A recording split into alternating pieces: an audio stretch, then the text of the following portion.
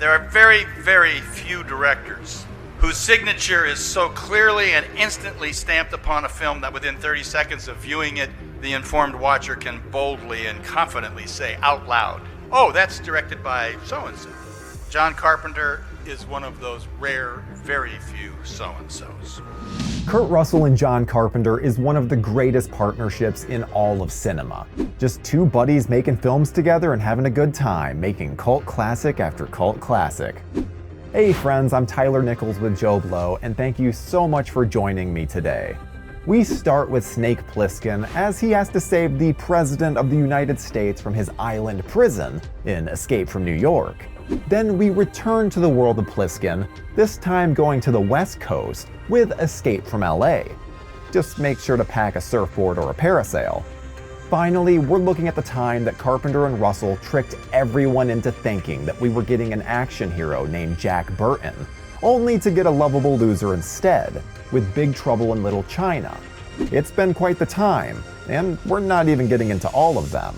So we've got videos from Andrew Hatfield and Lance Velchek to take you on this journey of some of our favorite Kurt Russell and John Carpenter collaborations. We hope you enjoy. We've discussed John Carpenter on this channel as much or more than nearly any other director. Why don't we just wait here for a little while? Some of his movies, like The Thing, have gotten a different type of show appreciation via discussions on its behind the scenes and a WTF, a comparison with its novella source material, and a look at what its legacy is in a deconstructing video, amongst a few others. You gotta be f***ing kidding. Looking at his catalog, there is a wealth of stuff that is firmly in the horror realm, from Christine to In the Mouth of Madness, Prince of Darkness to Halloween. While he has some movies that are outside that wheelhouse, like the Western homage Assault on Precinct 13 or Academy Award nominated sci-fi drama Starman, Escape from New York is something special. In addition to being one of my favorite films of all time, full stop, it's also sneaky in its ability to horrify. While I won't enrage the comments, yet, by calling it flat-out horror, its horror elements stand out more now than ever, especially compared to some of its other parts. Call me Snake as we revisit Escape from New York. Call me Snake.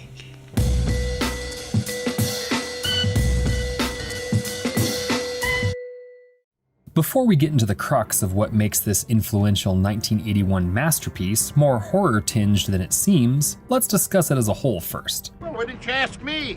Hell, I know everybody in this town. What makes this movie so damn special?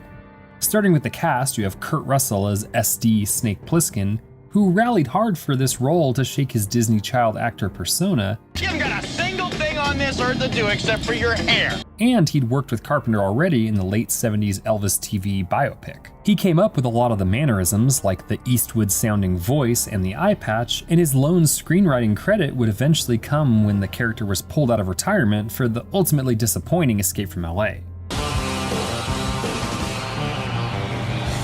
Many of the other actors were or would become involved with Carpenter. Tom Atkins had just done The Fog, Charles Cyphers joined in against Leper Pirates as well as being in Assault on Precinct 13 and Halloween. Jamie Lee Curtis, who only did voice work for New York, was a damn near Carpenter regular at this point, and Donald Pleasance would find roles before and after this movie with the horror master. Looking deeper, you have Adrienne Barbeau, who was married to Carpenter at the time and was also in The Fog, and Harry Dean Stanton, who would go on to appear in Christine. That's a lot of people who made multiple movies with the director. The ones who didn't appear in other movies from Carpenter are just as special and memorable. Ernest Borgnine as Cabby, Isaac Hayes as the Duke of New York, and the legendary Lee Van Cleef as Houck, who plays foil to Snake's antihero while having a mutual respect. Kurt Russell sounding like Eastwood is a fun touch, as Van Cleef had starred opposite the Western legend 15 years prior. All these fun actors and characters miraculously don't get lost in the shuffle of a sub 100-minute movie, and that's due to the plot, which seems simple enough, and the pace at which it moves. That simple plot follows New York City becoming ungovernable after crime rates jump to 400%. In the far-off future of 1997, at least for 1981 purposes, the state is now the one maximum security prison for the whole country. You commit a crime and that's where you go, no parole and no hope. With a world on the brink of war, the US president's plane goes down in the worst spot, and a rescue attempt is made by sending in a lone man. That lone man is one of the quintessential badasses of all time. He doesn't care about your president or your wars. Plissken is an anti-hero like no other. When I get back, I'm gonna kill you. He's capable of doing the job, as we see him deftly land the Gulfire plane on the top of a building and protect himself from incoming hordes. He also does what he needs in order to get information or places that have things he needs, or even more vital information. He doesn't always help people when he can, as evidenced by the poor woman being accosted in the tunnels, and he points a gun at nearly everyone that knows him in New York City. He lies and offers promises of escape that he can't deliver on, at least not with certainty. He cares more about the tape that the president is in possession of than the actual president, as that's his ticket to avoiding a head explosion. Even at the end, when he holds the possible fate of the world in his hands, we don't know for sure that any answer the president gives would have made Snake inclined to replace Cabby's music with the speech tape. I mean, that's how you get a song called The Snake Shake named after you in the soundtrack. One thing that really aids the relatively straightforward plot, and I say straightforward even though it's cool and fun in a way that we would make up in our heads as kids using our toys, is a movie trope called the ticking clock that gives us, as well as the main character, something to think about. What's novel here, if not slap you in the face obvious, is that the ticking clock mechanism is an actual ticking clock strapped to Snake's wrist. While we often give John Carpenter movies their rightful praise, it's not only him that creates these things. Love the character of Snake Plissken? You can thank Kurt Russell for making it his own and Nick Castle for helping Carpenter write the script. Love how the movie is shot with its natural light in an otherwise natural disaster of a post-apocalyptic hellscape? Give Academy Award nominee Dean Cundey his flowers for this and a handful of other projects he worked on with Carpenter. Finally, we get a lot of newer movies that have a synth score that gets labeled Carpenter-esque. But look at a lot of his best and most famous scores and you'll find a partner, collaborator, or unexpected guest like Ennio Morricone for The Thing. Here it's Alan Howarth, and boy, if you need to do something in a hurry and want some free anxiety to speed things up, listen to Over the Wall. I always pictured it as Snake's heart getting faster as he knows the timer is ticking away. Escape from New York works as well as it does because the sum of its parts is greater than the whole. Pieces of this movie wouldn't work by themselves either, but when you blend them all together, it creates a stew that is worth sitting down to every time. As you can see, the movie is a brilliant piece of dystopian sci-fi that has been copied and replicated, but never bettered. I did promise you horror though, so let's get into that, starting with the score I mentioned before. While there are tracks that pump you up or make the on-screen action seem more intense than it is, there's also a sorrow and fear that permeates many of the tracks.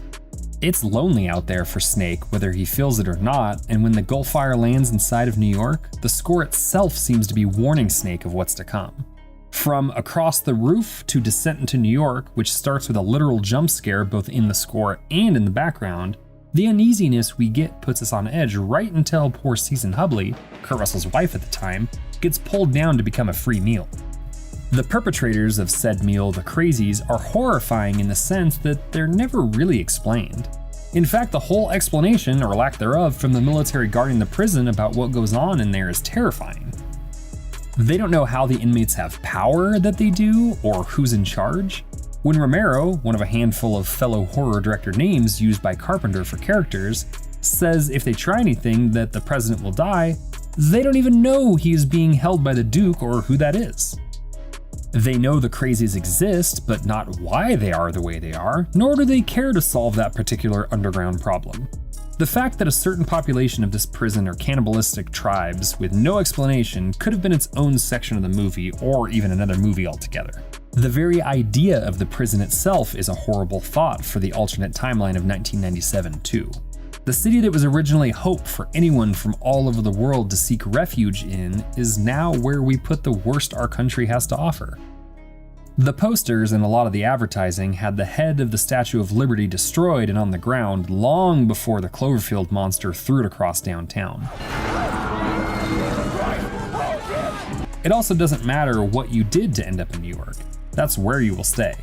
Murderers, white-collar criminals, and everything in between will be forced to figure everything out on their own and form alliances. One of my favorite things to ponder is why Ernest Borgnine's cabbie is even there. He says he's been driving cabs in the city for 30 years, but it hasn't been a prison for that long in the universe. Did he just stay as the uncoordinated chaos hit and the government enacted whatever plan they had for evacuation? Or is he just some sort of serial killer who took the persona of a cab driver and really thinks he's been there for that long? Oh, that would have been so fine.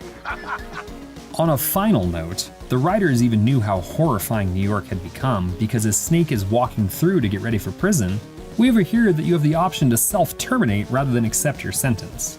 Maybe it's better to not know what awaits you, and perhaps being euthanized is a better option than trying to escape New York.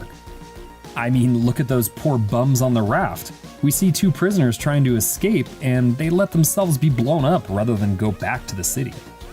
Escape from New York is one of those movies that only gets better with time, but also is a one-of-a-kind film. We've had multiple attempts at remakes, with Lee Winnell rumored to have a go at it, and even an attempt to bring Kurt Russell's own son in to play the character. It got a fun but underwhelming sequel, tons of comics including a mega Kurt crossover with Big Trouble in Little China, and an attempted video game that sadly never materialized. The character of Solid Snake from the Metal Gear series is as close as we'll ever get to a continuation of a character that is as cynical and badass as Snake Plissken. Luc Besson even produced a movie so close to Escape from New York themes that Carpenter sued and won. If you want to see We Have Escape from New York at home, go check out Lockout. But if you want to watch the movie with a new lease on just how sneaky a horror movie it can be, throw on the new 4K from Scream Factory and remember, the name's Plissken. Snake? The Thing, Big Trouble in Little China, and Escape from New York.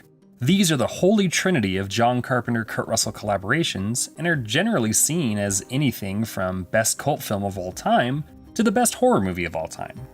The Thing would get a prequel movie, but that was only after years of being underappreciated, and it would take a reevaluation for that movie to come to life. Big Trouble wouldn't even get that, as the IP would die at the box office and stay dead to the creators. While all three would share some form of collection of video game tie-ins, comic books, toys, and board games, only Escape from New York would get the direct sequel treatment, and even that was 15 years later. While it's not usually held in the same regard as its oft-imitated predecessor, it's slowly gaining traction as a worthwhile follow-up and a certified black sheep.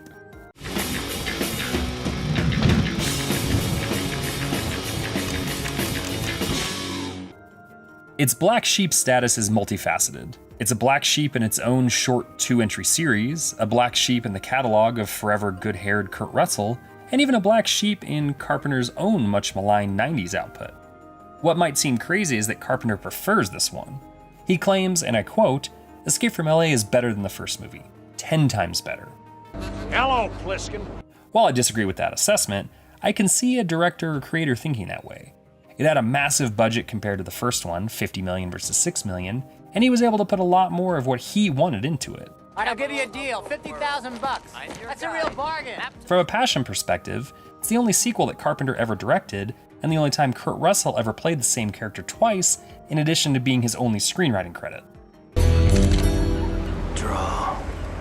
While I may not love this movie, I do like it and respect it a lot more. Looking further into that same quote, he goes into having a preference of Howard Hawks' westerns Rio Bravo or El Dorado, and he's not wrong. In essence, these are the same movies, and while Carpenter already made an homage to these two with his home invasion modern western Assault on Precinct 13, this was his chance, John Wayne pun intended, to make his own movie better. Whether he did that or not is subjective, but I do understand it.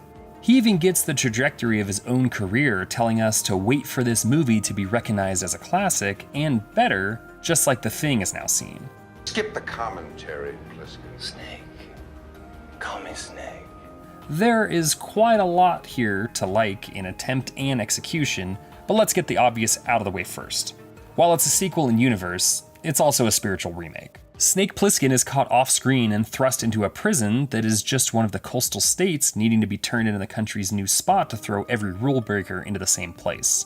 It's a life sentence no matter what you do, with no parole, and you can self-terminate before going in. There's an incentive for Snake to complete his mission because not only will he be free, but they will remove the timed death sentence that has been put into him. He goes into the prison well armed and with a way to track his target while running into people that make incorrect assumptions about him, even eventually running into an old cohort that ditched him during an old job. He's eventually captured and put on trial of sorts before escaping to continue his journey. While Snake eventually gets out and accomplishes his mission to help avoid a world war, he gains the upper hand after being betrayed and potentially screws over the rest of the world. As vague as that is, I could be discussing either of these movies, couldn't I? Escape from LA does a lot right. It brings back Carpenter, Hill, and even Kurt Russell as writers, and by all accounts, Kurt came up with a ton of the characters and even the whole ending. I love that he had so much input in their projects together, and here, he's finally credited for that work. Snake is still Snake, too. While the situation he's put into is a little sillier and more over the top than before, it's still Snake doing Plissken-like things.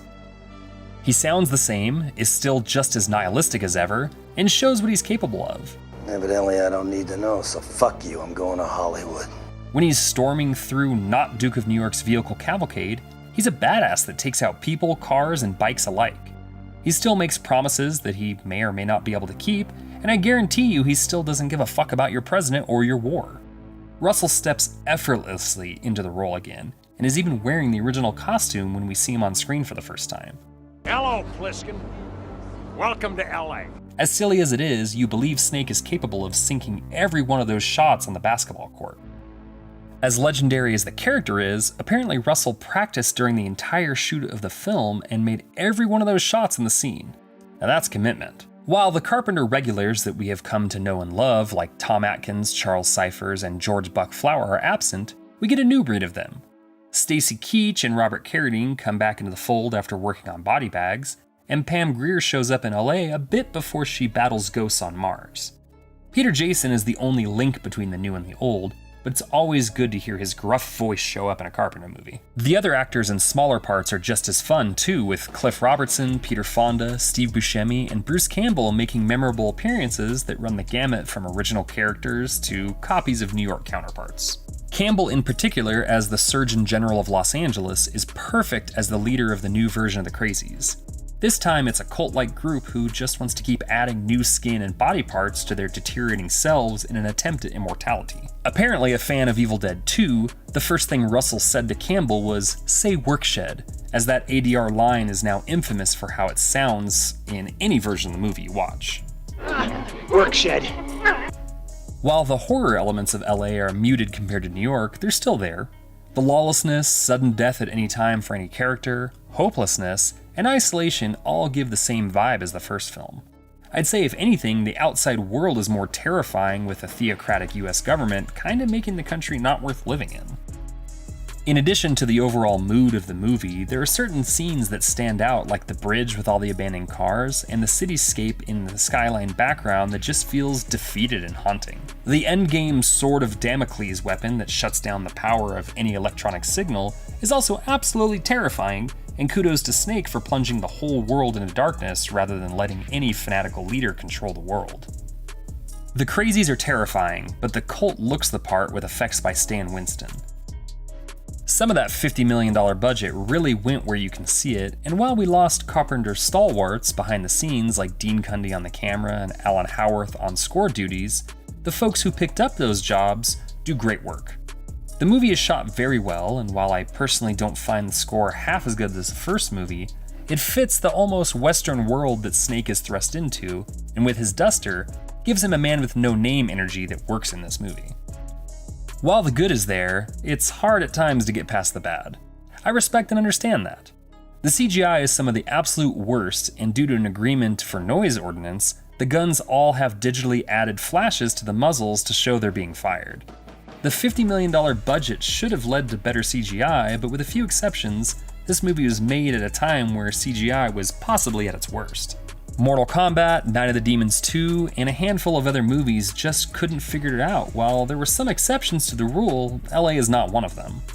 While the CGI is objectively bad, some of the things may just need a couple exceptions to be made in. The side characters aren't as iconic as Cabby, Brain, and certainly the Duke, but they stand a lot better on their own if you don't take into account the previous movie. Difficult to do, I understand, but not impossible, particularly generationally if this was the first movie you saw out of the two. I see a lot of people in our comments whenever we discuss New York or Carpenter as a whole, so I know there's a lot of love for this movie. Carpenter feels that sentiment, and while Escape is listed as an action thriller, it's much heavier on the thriller than the action. I can say that unequivocally, the action here is better than in New York.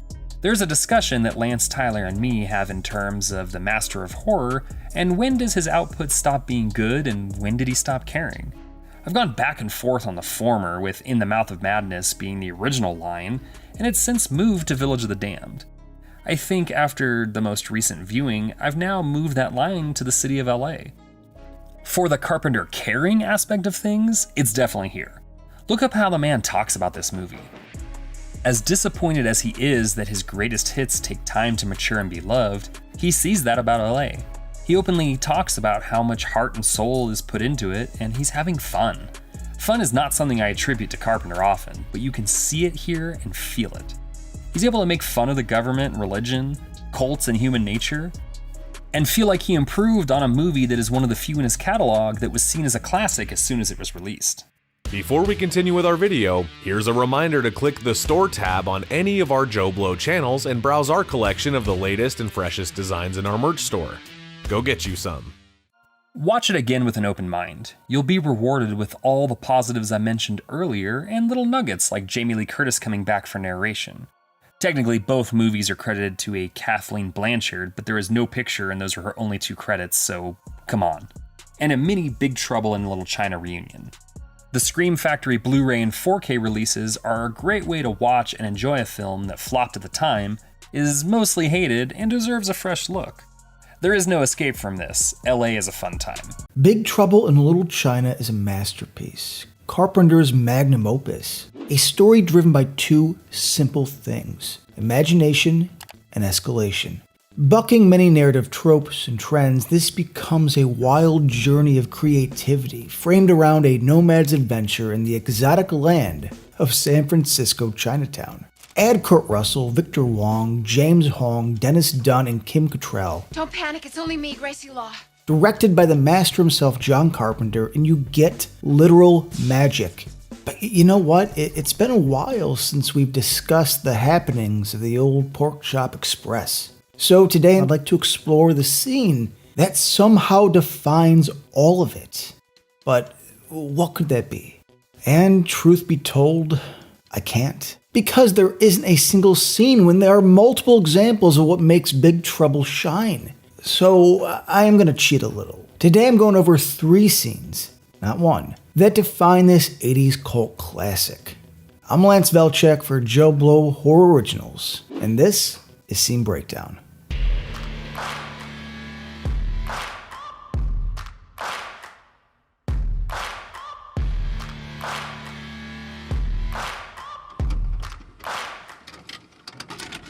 Though I think the argument this couldn't get made now tends to be one of good intentions over actual fact, Big Trouble is a movie that is intrinsically tied to the era of its release, and the type of flick studios would greenlight. So yeah, I mean, Big Trouble in Little China with all of its strangeness and wonder would likely not get made today.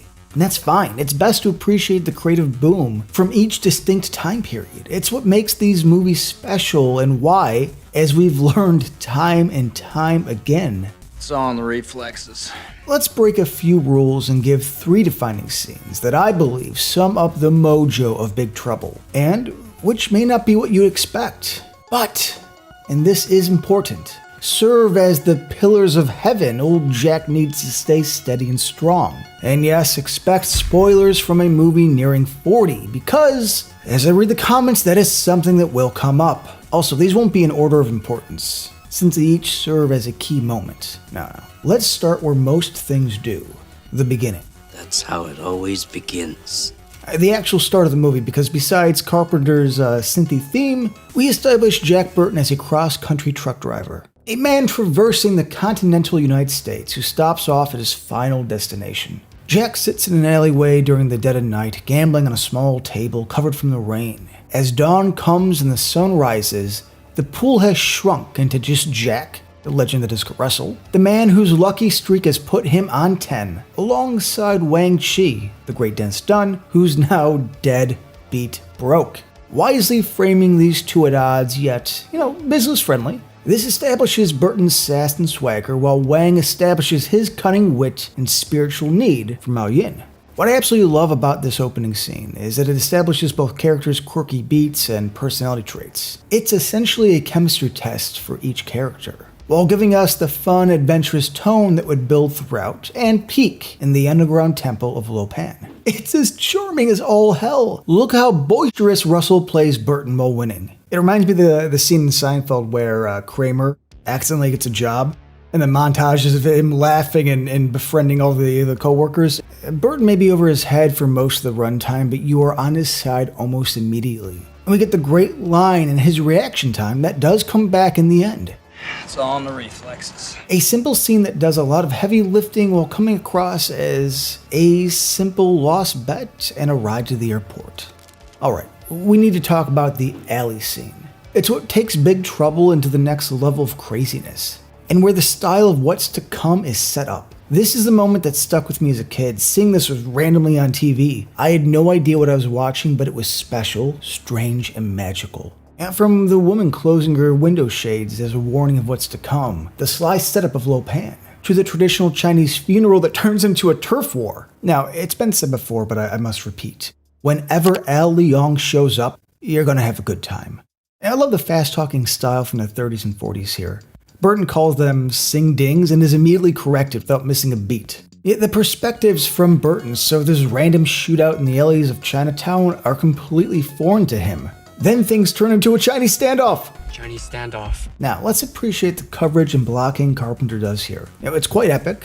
So much is going on, it's damn near comedic that this kind of casually happens out here, but the sense of geography is clear, the action is tight, and it's where things truly go full on mystical. The entrance for each of the three storms is pure Carpenter gold. Their look, with the oversized straw hats, the over-expressionalized close-ups of each of the characters. When Thunder does his martial arts moves as the camera dollies in, establishing how tough these f***ers are is cinema at its finest. Capping off with a Lo Pan in a moment I feel still stands as genuinely creepy. For a fun movie where, there's never a doubt the good guys are gonna win, James Hong's Lo Pan is such a great foe. It brings more than an iconic look, but the mannerisms and style that Hong brings is just brilliant. I know he got a star a couple years ago and the man deserves it, but every time I watch this, it's like, dude, you nailed it.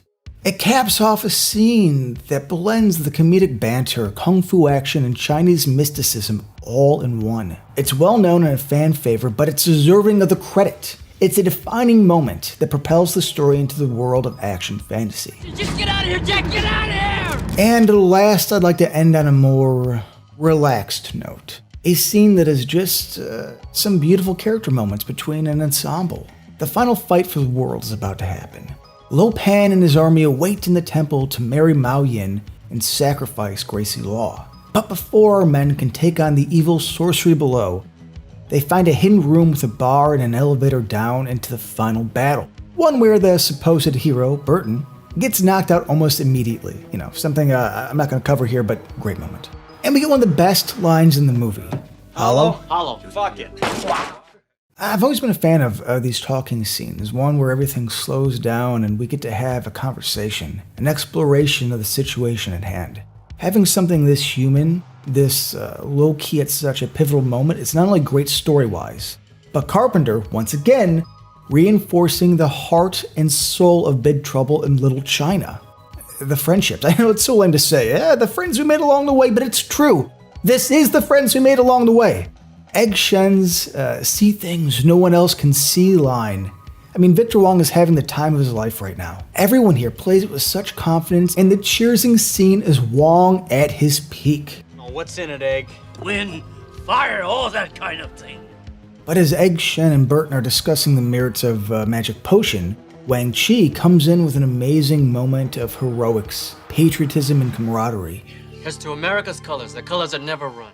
And then, goddamn Jack Burton comes in with an ending that makes it a flawless victory. I love this little speech, it is perfect. May the wings of liberty never lose a feather. Cut to a center frame, everyone is crammed in the elevator, heading down to save the day. The sly look of happiness from the background characters. To Jack and Wang sharing a smile. Jack's, he's feeling pretty good. Slowly revealing everyone to be a tad high. I love it. And then we get Wang's positive outlook. This is the kind of scene that I feel like some studio exec with no idea on where the soul of a movie lies would cut, honestly. Now, it's an essential character moment, but I love that the movie stops to let it happen. We just kind of hang out for a few minutes, and in doing so, get something that reinforces what makes Big Trouble work. And this many years later, Big Trouble in Little China not only holds up just as good as it did in the 80s, but it's become clearer, especially in how Hollywood works now. Just how damn special this whole adventure is. Big Trouble in Little China lives on because of two things: imagination and escalation. We start with an alley bet and end with mystical beings, magic, and monsters, all seen through the eyes of a truck driver, hamming it up as a John Wayne surrogate. One who doesn't understand the situation and is not ready for it, yet we love him anyway. To repurpose the ending lines from Hill House, I believe explains Big Trouble's defining attribute: the willing relinquishment of reasonable patterns. We yield to it or we fight it, but we cannot meet it halfway. And as always, John Carpenter was wise enough to go all in.